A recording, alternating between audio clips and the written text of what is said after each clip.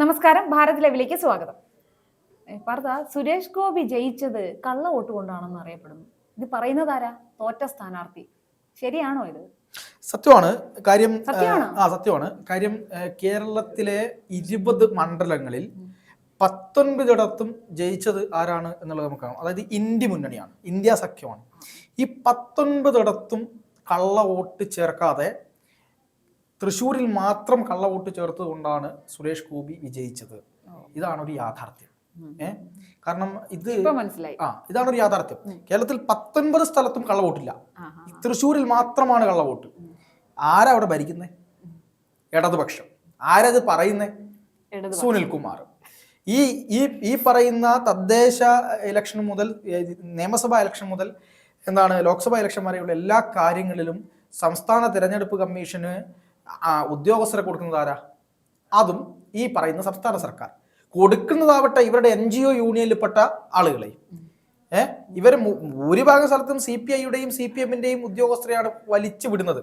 അവരാണ് മാക്സിമം ഇവിടുത്തെ UDFന്റെയും BJPയുടെയും വോട്ടുകളെല്ലാം തള്ളി മാക്സിമം ഇവരെ 2-3 സ്ഥലത്ത് വോട്ടർ പട്ടികയിൽ പേരുള്ള CPMകാരെ നിലനിർത്തുകയൊക്കെ ചെയ്യുന്നത് ആരാണ്? ഇവിടുത്തെ ഉദ്യോഗസ്ഥരാണ്.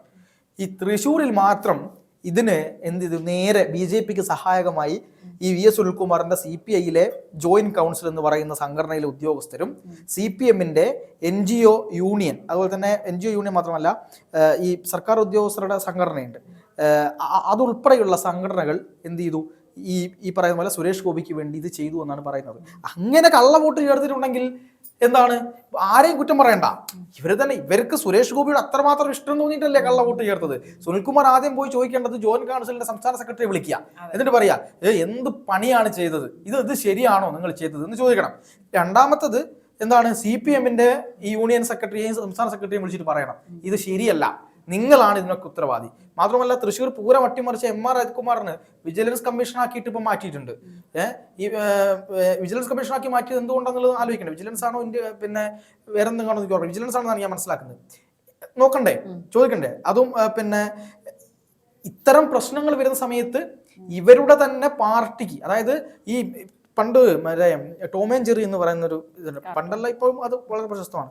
അതിൽ ടോം ജെറിക്കെതിരെ കൊണ്ടുപോയിട്ട് വെടിവെക്കാൻ കൊണ്ടുപോയി തോക്ക് വെക്കുന്നുണ്ട്. ആ തോക്ക് നേരെ വളഞ്ഞിട്ട് ടോമിന്റെ വായി തന്നെ വന്നിട്ട് വെടിപൊട്ടുന്നുണ്ട്. അപ്പം പുകഞ്ഞു പോകും. ഇതാണ് സുനിൽകുമാറിന് സംഭവിച്ചത്. പറയേണ്ട വാക്ക് വേറെയാണ്, അത് ഞാൻ ഇവിടെ പറയുന്നില്ല.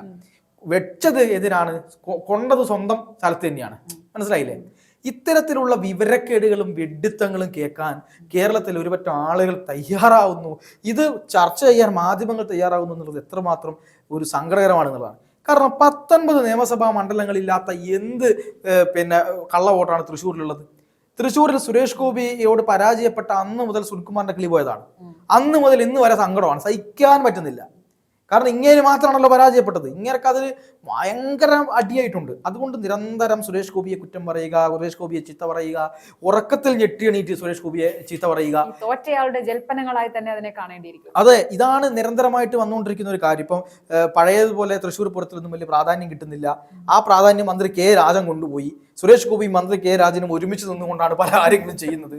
ഇതൊക്കെ സുനിൽകുമാറിനെ വല്ലാതെ ബുദ്ധിമുട്ടിക്കുന്നുണ്ട്. പിന്നെ ഇവിടത്തെ ഈ പറയുന്ന തൃശ്ശൂരിൽ കള്ളവോട്ടുണ്ടെങ്കിൽ അത് കൃത്യമായി എണ്ണം പറഞ്ഞ് രേഖപ്പെടുത്തി ഇപ്പോൾ അത് വോട്ടർ പട്ടികയിൽ നിന്ന് തിരുത്തിക്കാൻ ആർക്ക് കഴിയുമായിരുന്നു? CPIക്കും CPMനും കഴിയുമായിരുന്നില്ലേ? എന്തുകൊണ്ടാണ് ചെയ്യാതിരുന്നത്? ഇനി ഇവിടുത്തെ കള്ളവോട്ട് 5 ലക്ഷം കള്ളവോട്ടാണ് കേരളത്തിൽ ചേർത്തത് എന്ന് കഴിഞ്ഞ ദിവസം അനൂപ് ആന്റണി കൃത്യമായി ഈ CPMനും CPIക്കും എതിരെ കൃത്യമായ തെളിവോടുകൂടി പുറത്തുവിട്ടിട്ടുണ്ട്. അതിനെതിരെ എന്താ രക്ഷണം ഉണ്ടാത്തത്? അതില്ല, അത് ഞങ്ങൾ സമ്മതിക്കില്ല, ഏതാണ് സിനിമ പടം അതില്ല എന്ന് പറയുന്നുണ്ട് കലാമണി. അതുപോലെയാണ് ഈ ഒരു കാര്യം. കാരണം LDF ചേർക്കുന്ന കള്ള വോട്ടുകൾ, മലബാറിൽ ഇവർ ചെയ്യുന്ന കള്ളപ്പരിപാടികൾ പലതരത്തിൽ ഫാദറായും തിരുമേനിയായും സ്ത്രീയായും പുരുഷനായും പല തരത്തിൽ ട്രാൻസ്ജെൻഡറായും ഒക്കെ വന്ന് വോട്ട് ചെയ്ത് പോകുന്ന ആളുകൾ. കുറച്ചു മുന്നേ വേറൊരു ആരോപണമായിരുന്നു ഉണ്ടായിരുന്നു, BJP ജയിക്കുമ്പോൾ അത് പറയുന്ന ഈ ബാലറ്റിന്റെ ആ ബോക്സിന്റെ കുഴപ്പമാണെന്ന് പറയുമായിരുന്നു. ഇപ്പൊ ലിസ്റ്റിന്റെ കുഴപ്പമായി. ഇപ്പൊ EVMന്റെ പ്രശ്നമാണ് നിരന്തരമായി ഇവർ പറഞ്ഞുകൊണ്ടിരുന്നത്. EVM ഹാക്ക് ചെയ്യുന്നു. അത് കേട്ടിട്ട് ആളുകൾ നിരന്തരമായി EVM കൊണ്ട് ജയിച്ചതല്ലേ എന്ന് പറഞ്ഞു. ഇപ്പം പുതിയ ടെസ്റ്റുമായിട്ടാണ് വന്നിരിക്കുന്നത്. അതായത് രാഹുൽ ഗാന്ധി പറയുന്നു EVM അല്ല പ്രശ്നം, വോട്ട് തന്നെയാണ് പ്രശ്നം, കള്ളവോട്ട് ചേർത്തതാണ് പ്രശ്നം എന്ന് പറയുന്നത്. ഈ കള്ളവോട്ട് ചേർത്താണെങ്കിൽ ഇന്ന് തെരഞ്ഞെടുപ്പ് കമ്മീഷൻ, അതായത് UP-യിലെ മുഖ്യ തെരഞ്ഞെടുപ്പ് ഓഫീസർ, കർണാടകയിലെ മുഖ്യ തെരഞ്ഞെടുപ്പ് ഓഫീസർ, ഇവരെല്ലാം ആർക്ക് നോട്ടീസ് അയച്ചിട്ടുണ്ട്? രാഹുൽ ഗാന്ധിക്ക് ഉടനെ തന്നെ, ഇന്നലെ തന്നെ നോട്ടീസ് അയച്ചിട്ടുണ്ട്. പറഞ്ഞത് നിങ്ങൾക്ക് എന്തെങ്കിലും പരാതികൾ ഉണ്ടെങ്കിൽ അത് രേഖാമൂലം എഴുതി തരണം. കാരണം ഇദ്ദേഹം രേഖാമൂലം എഴുതി കൊടുത്തിരുന്ന പ്രശ്നം എന്നറിയോ? ഇത് വ്യാജ ആരോപണമാണെങ്കിൽ തെരഞ്ഞെടുപ്പ് കമ്മീഷന് കോടതിയിൽ പോവുകയും ഇദ്ദേഹത്തിനെതിരെ നടപടിയെടുക്കാനും സാധിക്കും. അപ്പം അത് എഴുതി കൊടുക്കില്ല. ഞങ്ങൾക്ക് രേഖാമൂലം ഒരു പരാതിയില്ല, ഞങ്ങൾ പരസ്യമായി നിന്ന് ഇല്ലാത്ത കാര്യങ്ങൾ വിളിച്ചു പറയുകയും അതിൻ്റെ ഇടയിൽ റാലി നടത്തുകയും ഇങ്ങനെ വ്യാപകമായി പറഞ്ഞുകൊണ്ടിരിക്കുകയും ചെയ്യും. സത്യത്തിൽ കോൺഗ്രസിന്റെ ഭരണ കാലഘട്ടത്തിലാണ് ബൂത്തുപിടുത്തം എന്ന് പറയുന്ന കലാപരിപാടി ആരംഭിച്ചത്. ഈ പറയുന്ന രാജസ്ഥാൻ, ഏത് കോൺഗ്രസ് ആണോ അത് ചെയ്യുന്നത്? അതെ, കോൺഗ്രസിന്റെ സമയത്താണ് ബൂത്ത് പിടുത്തം ആരംഭിച്ചത്. രാജസ്ഥാനിൽ ഭരിച്ചുകൊണ്ടിരുന്ന കോൺഗ്രസ്, UP ഭരിച്ചുകൊണ്ടിരുന്ന കോൺഗ്രസ്, അതുപോലെ തന്നെ ഈ ഒരു കാലഘട്ടത്തിൽ രാജീവ് ഗാന്ധിയുടെയും ഇന്ദിരാഗാന്ധിയുടെയും കാലഘട്ടത്തിൽ ആളുകൾക്ക്, കോൺഗ്രസ് അല്ലാത്ത ഒരാളുകൾക്ക് അവിടെ തുടരാൻ കഴിയുമായിരുന്നില്ല. ഈ തരത്തിൽ ആളുകളെ മൊത്തം, അതായത് ഒരു പറ്റം ആളുകളുടെ വോട്ട് ഇവിടെ കേരളത്തില് പാർട്ടി ഗ്രാമങ്ങളിലും അങ്ങനെ തന്നെയല്ലേ? അതെ, കേരളത്തിലെ പാർട്ടി ഗ്രാമങ്ങളിൽ അങ്ങനെയാണ്. പക്ഷെ ഈ അഖിലേന്ത്യാ അടിസ്ഥാനത്തിൽ ഒരു പറ്റം ആളുകളുടെ വോട്ട് അവിടെ ഇരുന്നു കൊണ്ട് ഈ പോളിംഗ് ഓഫീസർമാരും ഇവരെല്ലാം കൂടി ചേർന്ന് സീലടിച്ചു ഇതിലിടുന്നു, സീലടിച്ച് ഇതിലിടുന്നു. ഇത് തന്നെയായിരുന്നു പരിപാടി. ഇതിനെ മറികടക്കാനാണ് TN ശേഷൻ എന്ന് പറയുന്ന ഏറ്റവും പ്രഗത്ഭനായ, ഇന്ത്യ കണ്ടതിൽ വെച്ച് ഏറ്റവും പ്രഗത്ഭനായിട്ടുള്ള മുഖ്യ തെരഞ്ഞെടുപ്പ് ഓഫീസർ വന്നതിന് ശേഷമാണ് EVM എന്ന് പറയുന്ന കാര്യം വന്നത്. അതായത് ബാലറ്റ് പേപ്പറിൽ ഏതൊരാൾക്കും കൊണ്ടുപോയി ചിഹ്നം വെച്ച് കുത്തിയിട്ട് അത് നേരെ ബാലറ്റ് പേപ്പറിൽ ഇടാം എന്ന് വെച്ചാൽ ആരും പോകേണ്ട കാര്യം പോലുമില്ല. ഇന്ന് അങ്ങനെയല്ല. ഇന്ന് കാര്യം മാറിയിരിക്കുന്നു. ആ ബൂത്തിൽ എത്ര വോട്ടുണ്ടോ ആ വോട്ടിന് അപ്പുറത്തേക്കൊന്ന് EVM-ൽ പതിയില്ല. മനസ്സിലായില്ലേ? അതിൽ കുറവ് പതിയും, EVM-ൽ അപ്പുറത്തേക്ക് അത് പതിയില്ല. EVM ഹാക്ക് ചെയ്തു എന്നാണ് ഇവർ ആദ്യം പറഞ്ഞത്. ഞാൻ ചോദിക്കട്ടെ, EVM എന്ന് പറയുന്ന സാധനത്തിന് നെറ്റ് ആക്സസിബിലിറ്റി ഇല്ല, നെറ്റ് ആക്സസ് ഇല്ല. ആ അത്തരത്തിൽ ഇന്റർനെറ്റ് ആക്സസ് ഇല്ലാത്ത ഒരു വസ്തു എങ്ങനെയാണ് ഹാക്ക് ചെയ്യുക? ഒരു ബാറ്ററിയും അതുപോലെ തന്നെ ഒരു സ്ക്രീനുമാണ് ഇതിലുള്ളത്. ഇത് ഹാക്ക് ചെയ്യും എന്നാണ് പറഞ്ഞത്. ഇത് ഹാക്ക് ചെയ്യുമെന്ന് നിങ്ങൾ തെളിയിക്കൂ എന്ന് പറഞ്ഞുകൊണ്ട് തെരഞ്ഞെടുപ്പ് കമ്മീഷൻ എല്ലാ പാർട്ടിക്കാരെയും ക്ഷണിച്ചു. EVM നിരത്തി വെച്ചു കൊടുത്തു. അതായത് 1000 EVM നിരത്തി വെച്ചു. എന്നിട്ട് നിങ്ങൾക്ക് ഇതിൽ ഏതെങ്കിലും ഒന്ന്, നിങ്ങളുടെ ഏത് സൈബർ വിദഗ്ധരെ നിങ്ങൾക്ക് വരുത്താം, നിങ്ങളുടെ ഏത് ടെക്നീഷ്യന്മാരെയും വരുത്താം, നിങ്ങളിത് ഹാക്ക് ചെയ്ത് കാണിക്കണം. 24 മണിക്കൂർ സമയം കൊടുത്തു, ഒരു ഡേയും ഒരു രാത്രിയും. എന്നിട്ട് കർശന സുരക്ഷയും ഒരുക്കി. ഒരാൾ പോയില്ല. ഈ പറയുന്ന രാഹുൽ ഗാന്ധി പോയില്ല, ഈ പറയുന്ന CPM ഐക്യ പോയില്ല, ഒരാളും പോയില്ല. പക്ഷെ പുറത്ത് വന്നിട്ട് വലിയ വാചകത്വത്താണ് EVM ഹാക്കിംഗ്. ഇത് പാടിക്കൊണ്ടിരുന്ന അണികളെ മൊത്തം മണ്ടന്മാരാക്കി ഇപ്പോൾ പറയുന്നത് EVM അല്ല പ്രശ്നം. എന്താണ്? വോട്ടർ പട്ടികയിലെ പേരാണ് പ്രശ്നം. വോട്ടർ പട്ടികയിലെ പേരിൽ പ്രശ്നമുണ്ടെങ്കിൽ ഞാൻ ചോദിക്കട്ടെ, ഇത്രയധികം ലോക്സഭാ മണ്ഡലങ്ങളിൽ ഏതെങ്കിലും തരത്തിൽ ഈ കൃത്രിമത്വം ഇവർ കാണിച്ചിട്ടുണ്ടെങ്കിൽ അത് കൃത്യമായി പരാതി കൊടുത്ത് ആ വീടുകൾ ഉൾപ്പെടെയുള്ള സ്ഥലങ്ങൾ കണ്ടുപിടിച്ച് ഇന്ന സ്ഥലത്ത് ഇന്ന വ്യാജ പേരുകളാണ് ഉള്ളത് എന്ന് പറഞ്ഞ് കൊടുക്കുകയാണെങ്കിൽ അതിലൊരു കൃത്യമായ കാര്യമുണ്ട്. ഇനി ഓരോ ആളുകളുടെയും പ്രായം എത്രയാണെന്നറിയോ? ഓരോ ആളുകളുടെയും പ്രായം എന്ന് പറയുന്നത് 30 വയസ്സ്, 50 വയസ്സ്, 60 വയസ്സൊക്കെയാണ്. ഇവർ ഈ പറയുന്ന വോട്ടർ പട്ടികയിൽ വന്നത് എനിക്ക് തോന്നുന്നു ഒരു 60 വയസ്സുള്ള ആളാണെങ്കിൽ ഒരു 20 വർഷത്തിന് മുമ്പ്, 40 വർഷത്തിന് മുമ്പാണ് ഈ വോട്ടർ പട്ടികയിൽ വരിക. 40 വർഷം മുമ്പ് ഇന്ത്യ ഭരിച്ചുകൊണ്ടിരുന്ന ആരാ? കോൺഗ്രസ് അല്ലേ ഭരിച്ചുകൊണ്ടിരുന്നത്? അതിന് ഉത്തരവില്ല. പിന്നെ ഇന്നലെ UP-യിലെ തിരഞ്ഞെടുപ്പ് കമ്മീഷൻ കൃത്യമായ ഒരു കാര്യം പറഞ്ഞു.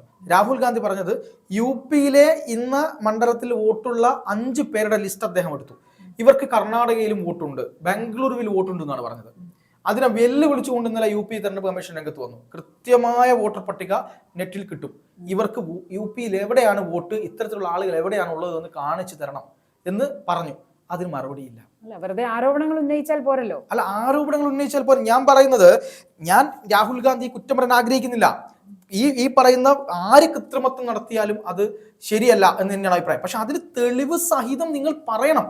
അല്ലാതെ രാജ്യത്തെ നിയമം അനുശാസിക്കുന്ന വിധത്തിൽ ഇത് കൊണ്ടുകൊടുക്കാതെ എന്തൊക്കെയോ ഷോ വർക്ക് കാണിക്കുക എന്നുള്ള നിലപാടാണ് ഇവർ എടുത്തുകൊണ്ടിരിക്കുന്നത്. ഇപ്പൊ നമുക്ക് തൃശ്ശൂരിലേക്ക് തിരിച്ചു വന്നാൽ, തൃശ്ശൂരിൽ സുരേഷ് ഗോപി എന്ന് പറയുന്ന മനുഷ്യൻ തന്റെ ചോര നീരാക്കിയാണ് അവിടെ പ്രവർത്തിച്ചത്. രാജ്യസഭ MP ആയിരിക്കുന്ന സമയത്ത് അദ്ദേഹത്തിന് കിട്ടിയ ശമ്പളം ഒന്നുപോലും കുറയാതെ ജനങ്ങൾക്ക് വേണ്ടി എന്ത് ചെയ്തു? ചെലവാക്കി. അദ്ദേഹം ശമ്പളം എടുത്തില്ല. അദ്ദേഹം കാറിന് ഡീസൽ അടിക്കാൻ പോലും ശമ്പളം വാങ്ങിയില്ല. ഡീസന്റ് അലവൻസ് പോലും വാങ്ങിയില്ല. അതുപോലും ഈ പറയുന്ന തൃശ്ശൂരിലെ ജനങ്ങൾക്ക് കൊടുത്തു. ജനങ്ങളിൽ അദ്ദേഹം ഈ പറഞ്ഞ തൃശ്ശൂരിൽ അദ്ദേഹം നിരവധിയായ പ്രവർത്തനങ്ങൾ ചെയ്തു. കേരളത്തിൽ അങ്ങോളം ഇങ്ങോളം തന്റെ രാജ്യസഭ തൃശ്ശൂരും ആണ് താൻ മത്സരിക്കാൻ പോകുന്നത് എന്ന് മനസ്സിലാക്കിയിട്ട് അവിടത്തേക്ക് മാത്രമല്ല അതിന് പുറത്തുള്ള ഒരുപാട് മണ്ഡലങ്ങളിലേക്ക് അദ്ദേഹം നിരവധിയായുള്ള കാര്യങ്ങൾ ചെയ്തു. ആളുകൾ വിളിക്കുമ്പോഴൊക്കെ അദ്ദേഹം അവർക്ക് സഹായങ്ങൾ ചെയ്തു.